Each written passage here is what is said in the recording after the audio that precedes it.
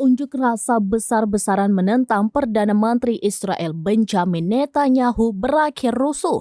Para demonstran terlibat bentrok dengan petugas keamanan Israel Shin Bet. Mengutip Pars Today via Tribun News, aksi demonstrasi ini dilakukan pada Sabtu 4 November 2023 di depan kediaman Netanyahu. Para pengunjuk rasa ini terdiri dari keluarga para tahanan Israel yang disandera Hamas. Saat demonstrasi berlangsung, mereka diusir paksa oleh pasukan Shin Bet, aparat keamanan Israel. Mereka diusir setelah meneriakan kekecewaannya terhadap Perdana Menteri Netanyahu.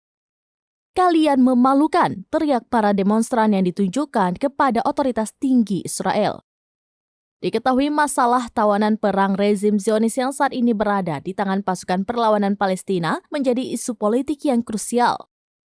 Hal ini juga sekaligus menambah daftar panjang gelombang tekanan terhadap Netanyahu untuk mundur dari jabatannya sebagai Perdana Menteri Israel. Diperkirakan militan Hamas menangkap hampir 300 warga Israel dalam operasi Badai Al-Aqsa.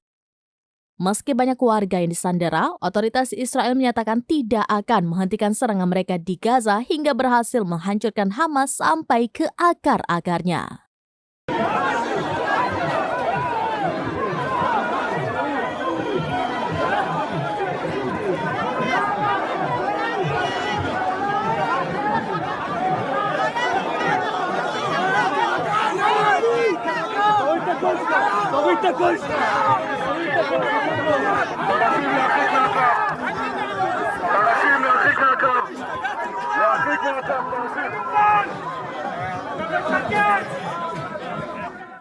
Download Tribun X sekarang, menghadirkan lokal menjadi Indonesia.